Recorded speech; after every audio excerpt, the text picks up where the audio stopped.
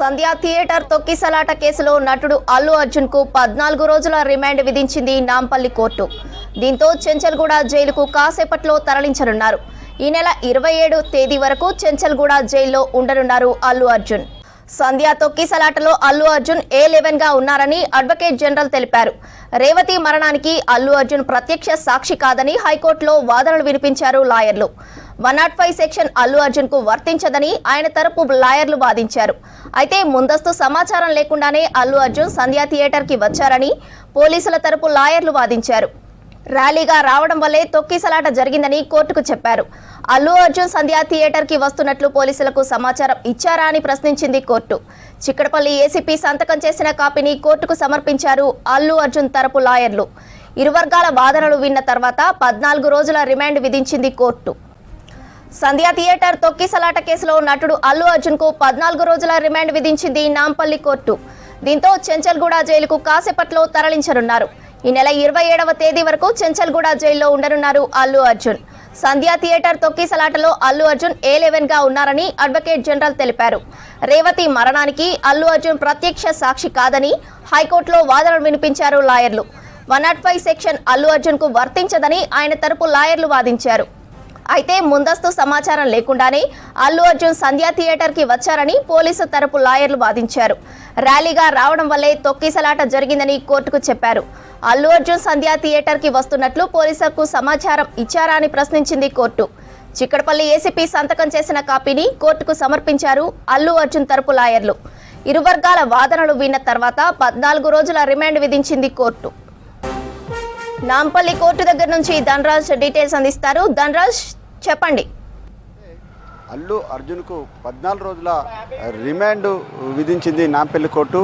అయితే 105 సెక్షన్ ఏదైతే ఉందో అది 5 నుంచి 10 ఏళ్లకు సంబంధించినటువంటి యాక్టబుల్ సెక్షన్ కాబట్టి అది వర్తించదు అని ఇటు అల్లు అర్జున్ తరపు సంబంధించి న్యాయవాదులు కూడా వాదనలు వినిపించడం జరిగింది. అదేవిధంగా 2017లో షారుఖ్ ఖాన్ గుజరాత్కు సంబంధించినటువంటి వడదొర వస్తున్నటువంటి క్రమంలో అక్కడ తొక్కిసలాట జరిగినటువంటి క్రమంలో అప్పుడు కూడా షారుఖ్ ఖాన్కు ఆ కేసు నుంచి మినహాయింపు కూడా పొందింది. అదే అప్లికేబుల్ సంబంధించి ఇప్పుడు కూడా ఈ కేసులో తొక్కిసలాటకు సంబంధించినటువంటి కేసు రిఫర్ను కూడా బేస్డ్గా ఆ కేసును కూడా రిఫర్ చేశారు. అయితే ఇందులో 118 సెక్షనబుల్ చూసినట్టయితే BNS చట్ట ప్రకారంగా 1 ఏడాది పాటు రిమాండ్కు సంబంధించినటువంటి విషయాన్ని కూడా దానికి సంబంధించి వాదన కూడా జరిగాయి.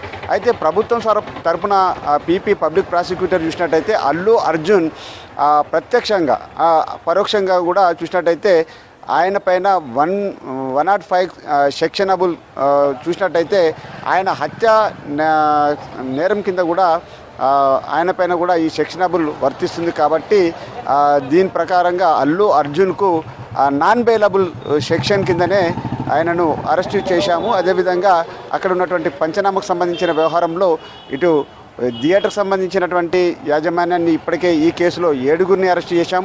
అదేవిధంగా అల్లు అర్జున్ నెగ్లిజెన్సీ వహించడం, అదేవిధంగా ఆయన పాత్ర అంటే ఆయన ఓపెన్ టాప్ జీబ్లో రావడము, అదేవిధంగా అక్కడికి వస్తున్నటువంటి సమాచారం పోలీసులకు కానీ ఎవరికి ఇవ్వకుండా రావడంతో చాలా వరకు అక్కడ తొక్కిసలాట జరిగింది. ఓ ప్రాణం బలైపోయింది.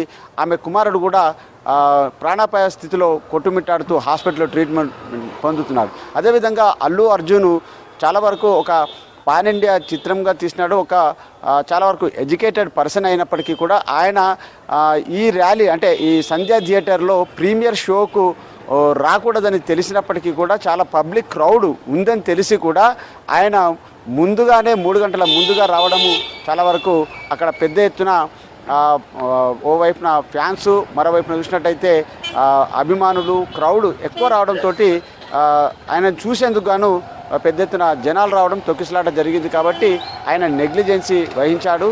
ఆయన ప్రత్యక్షంగా కూడా ఈ సెక్షనబుల్ వర్తిస్తుందంటూ కూడా వాదనలు వినిపించడం జరిగింది.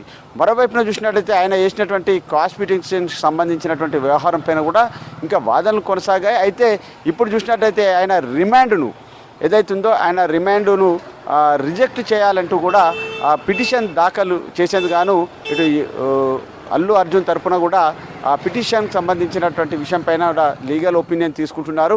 మొత్తం మీద చూసినట్టయితే ఈ కేసుకు సంబంధించిన వ్యవహారంలో అల్లు అర్జున్కు మాత్రం 14 రోజుల రిమాండ్ విధించింది. అదేవిధంగా ఆయనను చాలా భారీ ఎత్తున సెక్యూరిటీ మధ్య ఇటు చెంచల్గూడ జైలుకు తరలిస్తున్నారు. అయితే కోర్టు అభిప్రాయం కూడా వ్యక్తం చేసింది.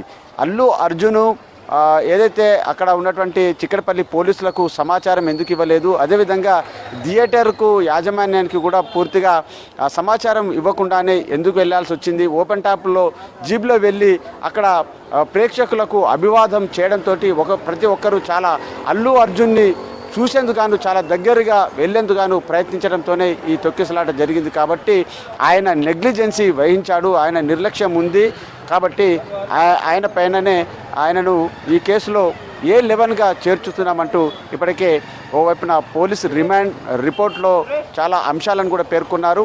అదేవిధంగా పబ్లిక్ ప్రాసిక్యూటర్ కూడా వాదనలను కూడా ఇటు నాంపల్లి కోర్టు ఏకీభవించడం జరిగింది. ఈ ఏకీభవించినటువంటి క్రమంలోనే 14 రోజుల పాటు జ్యుడిషియల్ రిమాండ్ విధించింది. ఈ జ్యుడిషియల్ రిమాండ్ను కూడా సవాల్ చేస్తూ అల్లు అర్జున్ తరపు న్యాయవాదులు కూడా మళ్ళీ ఆ పిటిషన్ దాఖలు చేయనున్నారు. అయితే ఆ పిటిషన్ అనేది రేపు సెకండ్ సాటర్డే కాబట్టి రేపు దానిపైన ఆర్గ్యుమెంట్స్ కొనసాగుతాయా, లేకుంటే మరి సోమవారానికి ఆ వాదనలపైన వాదనలు కూడా కొనసాగనున్నాయా అనేది కూడా మరికొద్ది సేపట్లో దానికి సంబంధించిన విషయాలపైన ఒక స్పష్టత రానుంది. Thank you Dhanraj.